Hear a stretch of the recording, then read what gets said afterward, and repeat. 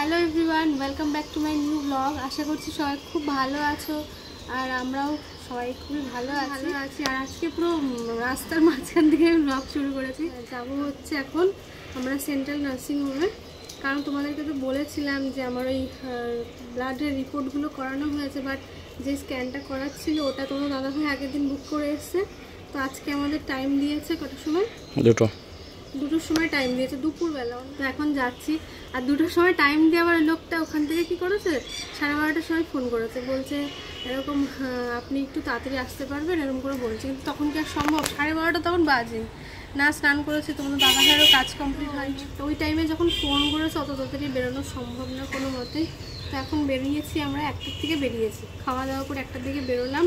তো এখন 1:30 মতো বাজে। তো যাবো এখন ওখানেই।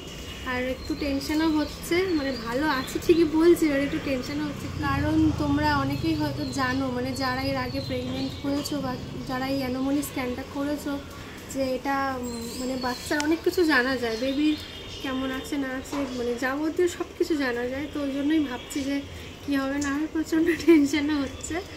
তো চলো, তোমরা তো সাথে আছো, সাথে গুরুজনদের আশীর্বাদ রয়েছে, কিছুই হবে না আশা করি, তাই তো?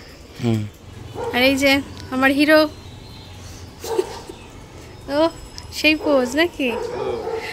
তোমার একটু টেনশন হচ্ছে না? কিচ্ছু মনে হচ্ছে না?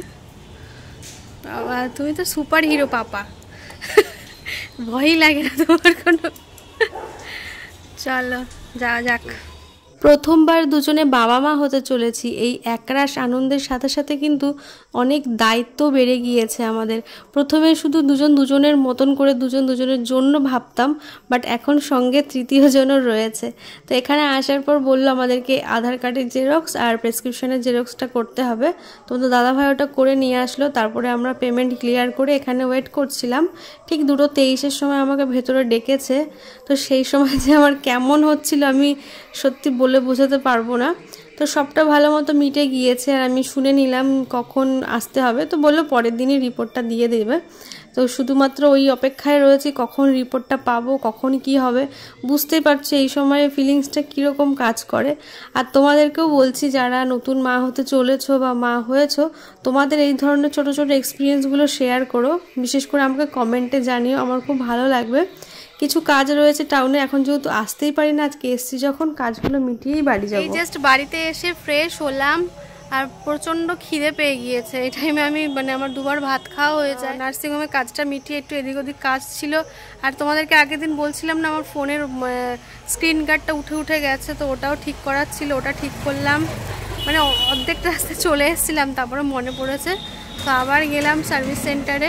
ওখান থেকে যেহেতু এই স্ক্রিন গার্ডটা মানে ওখানেই পাওয়া যায়, দোকানে দেয় না স্ক্রিন গার্ডটা, দোকানে ওই গ্লাস লাগাতে হয়। তো আমার না ভালো লাগে না, বারবার ফেটে যায়, এর জন্য তো এই শোরুম থেকে গিয়ে মানে সার্ভিস সেন্টার থেকে গিয়ে স্ক্রিন গার্ডটা লাগালাম। তো সব তো ঠিকঠাকই আছে। ওখানে ঢোকার পর না আজকে প্রচণ্ড ভয় লাগছিল, জানি না কেন। তারপরে প্রথমে একবার করালো, তারপরে আবার বললো কি একটু পরে, মানে ঠিকঠাক হচ্ছে না, মানে বেবির এদিক ওদিক মুভমেন্টটা কম হচ্ছিলো বা কিছু একটা এরকম সমস্যা হচ্ছিলো। তো আমার না ওই টাইমে এত টেনশন হচ্ছিলো, আমি ওই ঘরের দরজাটা খুলে বেরোবো আমি না, সেটা পারছিলাম না। মানে আমি মানে এতটা নার্ভাস লাগছিলো, এতটা টেনশন হচ্ছিলো। এই টেনশনটা হওয়াটা একদমই স্বাভাবিক, বুঝতেই পারছো। মানে আমার প্রথম বেবি, তার মধ্যে মানে অনেক আশা, অনেক কিছু ওকে নিয়ে, সবারই, প্রত্যেকটা মানুষেরই। তো যখন এরকম করে বলছিল না ডাক্তারটা যে নড়ছে না, মানে এরকম একটা কী একটা বলছিল উনি মনে মনে, আমি না শুনছি, আর ওগুলো আমার ভেতর পুরো আমার হার্টবিট এত ফাস্ট হচ্ছিলো কি বলবো। তো পরের বার যখন গেলাম তো একটু বললো ঠিকঠাক আছে, আমি শুনলাম যে সব কিছু ঠিকঠাক আছে। তো বললো যে হ্যাঁ, তো কালকে হচ্ছে দেবে 11টার পরে রিপোর্ট, তোমাদের দাদাভাই যাবে আনতে, তারপরে যাব পরশুদিন, মানে কালকে রিপোর্ট নিয়ে আসার পরে পরশুদিন যাব ডক্টর দেখাতে। আগের যে ব্লাড টেস্টগুলো রয়েছে ওগুলোও দেখাবো ডাক্তারকে, আর এই স্ক্যানের যে রিপোর্টটা সবটাই ডাক্তারকে দেখাবো। আমার ঘরের কি অবস্থা, কোথাও যাওয়ার সময় ঘরের অবস্থাটা ঠিক এরকমই থাকে। আর তোমাদের দাদাভাই আমার প্রেগনেন্সির পর স্পেশাল চার্জারের এই ব্যবস্থাটা করে দিয়েছে আমাকে বেডের পাশে, মানে ওই জানলার ওখান দিয়ে তার এনে এখান থেকে এই লাইনটা করে দিয়েছে, মানে বারবার করে আমি উঠবো নামবো, চার্জ দিতে হয়, এর জন্য। আজকে ভেবেছি আমি আমার বরকে একটু সারপ্রাইজ দেবো, বাট সারপ্রাইজ আর হয়নি, মানে ওই সবটা করে ফেলেছি। একটা শার্ট অর্ডার করেছিলাম, তো যখন আমি ওখানে ঢুকেছি তখনই ফোনটা করেছে, মানে পেমেন্টটা ওই করে দিয়েছে, ওই সব বুঝে ফেলেছে। তুমি তখন বুঝতে পেরেছিলে এমনি যে তোমার জন্য কিছু একটা আছে? তোমার জন্য কি জানতে নাকি? কারণ আমি কোনো সময় ওর জন্য ফ্লিপকার্ট থেকে কিছু নিই না, ও পরেও না ফ্লিপকার্টের কোনো জিনিস, এই জন্য আমি নিই না। উনি সবসময় মানে ব্র্যান্ড খুঁজবে, ব্র্যান্ড। বাড়ি এসেও বলছে, আগে এই জিনিসটা দেখেই বলছে যে এটা কিসের জামা। আমার খুব ভালো লাগলো, তো ভাবলাম ওর জন্য একটা অর্ডার দিই। আর পরেই দেখো ফ্লিপকার্টের জিনিস কি পরে না, সেটাই তো বলছি, পড়ো না তো, সেটাই বলছি, সেটাই আমি জানাচ্ছি যে তুমি পড়ো না। তো দেখা যাক কি হয়। সারপ্রাইজ তো আর হলো না, সব কিছু জানাশোনা হয়ে গেল। তো চলো তুমি আনবক্সিং করো। প্রথমবার নিয়েছি ওকে না জানিয়ে, না প্রথমবার না তো, তোমার জন্য তো আগেও নিয়েছি আমি, তোমার বার্থডেতে কিসের যেন, হ্যাঁ কিসের থেকে কিছুই মনে থাকে না, কি থেকে নিয়েছিলাম, প্যান্টালুন্স থেকে। ওর জন্য ওর বার্থডেতে একটা সারপ্রাইজ দিয়েছিলাম, মানে আমরা শপিং করতে গিয়েছিলাম, তো ওর একটা শার্ট খুব পছন্দ হয়েছিল, সেদিনকার নেওয়া হয়নি, প্রচুর কেনাকাটা হয়ে গিয়েছিল। তারপরে ওর বার্থডের আগে দিয়ে আমি ওটা ওকে না জানিয়ে নিয়ে এসেছিলাম, ওর অ্যালেন শোলে, আর হোয়াইট কালার সব সময়ের জন্য ওর খুবই ফেভারিট। তো এখন যেটা নিয়েছে সেটাও কিন্তু হোয়াইট। চলো আনবক্সিংটাও নিজেই করুক, কেমন লাগে। নতুন শার্ট পরার জন্য একদম স্যান্ডো জিন্স সব পরে রেডি। আসতে বাবা, একটু সম্মান দাও।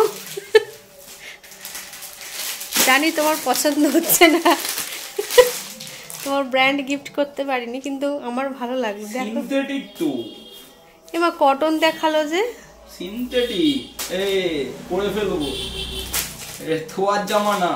এই না কটন লেখা ছিল, আমি এই জন্য কটন ভেবে নিলাম। সিনথেটিক, এর জন্য একটু গ্লসি গ্লসি না কাপড়টা। থোয়ার জামা না, তুমি ভেবো না এটা আমি ছুঁয়ে দেবো, আর ছুঁয়ে দিলে এটা সেই জিনিস হবে না। এমনি জামাটা সামনে থেকে একটু দেখাও আগে, এমনি নর্মাল। সরি, এমা লেখা রয়েছে কটন, তোমার কেমন লাগছে? এমনি ভালো লাগছে, আমার তো খুব ভালো লেগেছে। এদের মতো এরকম করে দেখায় নিচ থেকে আস্তে আস্তে। ওহ কি লাগছে, কেমন লাগছে জানি, তোমার এমনি ভালো লাগছে? আমার বর তো হ্যান্ডসাম, ভালোই লাগে। তাই বলে এখন এটা বলে বাজারে যাওয়া যাবে না, মারবো কিন্তু। আমার হাট কি এই হচ্ছে, এই একটা ওর মানে অভ্যেস, একটা কিছু নতুন কিছু পেলেই সেটা যতক্ষণ পরে বাজারে না যাবে ততক্ষণ ওর ভালো লাগে না। তাহলে তোমার একটা ছবি তুলে দিই সুন্দর করে, যাও ওইদিকে যাও। পাত্রী দেখো সব সময় এমন করবে, নতুন একটা টি শার্ট বলো, একটা শার্ট বলো, যাই হোক, ওটা পরে যতক্ষণ না বাজারে যাবে, এক পাক ঘুরে আসবে, ওর ভালো লাগে না। এখনও তাই করেছে, কতবার বারণ করলাম, শুনবেই না। বললাম যে বারোদলের মেলায় যাব, তখন পড়তে শুনবে না, কিছু করার নেই। তো কেমন লাগছে জানিও, শার্টটা কেমন লাগছে, আর ওকে পরেও কেমন লাগছে অবশ্যই কমেন্টে জানিও। আর তোমরা যারা মানে অনেকদিন ধরে ভাবছি বলবো কথাটা, তোমরা যারা নতুন মা হতে চলেছো বা যারা অলরেডি মা হয়ে গেছো, তো তোমাদের কীরকম এক্সপিরিয়েন্স, তোমাদের থেকেও আমি কিছু টিপস পেতে চাই, যে এই সময় কীরকম করলে কি ভালো হয়, কি খেলে কিভাবে চললে, কিভাবে শুলে ভালো হয়, সব কিছু আমাকে একটু সাজেশন দিও, আমারও ভালো লাগবে। কমেন্ট করো, মেন কথা হচ্ছে কমেন্ট করো, আমার খুব ভালো লাগবে। এটা দিয়ে দিয়েছে স্লিপটা, সেন্ট্রাল নার্সিং হোম সেন্টার। তো এটা সকাল 11টার সময় নিয়ে গেলেই রিপোর্টটা দিয়ে দেবে। তো জানি না কি হবে, টেনশন মানে ঘুরে ফিরে মাথায় ঠিক চলে আসছে ওই জিনিসটা, যে কি হবে না হবে। তো পরশুদিন অবশ্যই যাব ডাক্তার দেখাতে, তারপরে কি হলো সেটাও তোমাদের সাথে শেয়ার করব। তো ততক্ষণের জন্য সবাই খুব ভালো থেকো, সুস্থ থেকো, আর অবশ্যই আমাদের পাশে থেকো, আশীর্বাদ করো যেন আমি পুচকু সবাই খুব ভালো থাকি। প্রত্যেক ভিডিওতেই বলি আমি এই কথাটা, আর যারা এখনও সাবস্ক্রাইব করোনি প্লিজ তাড়াতাড়ি করে চ্যানেলটা সাবস্ক্রাইব করে দাও। টাটা।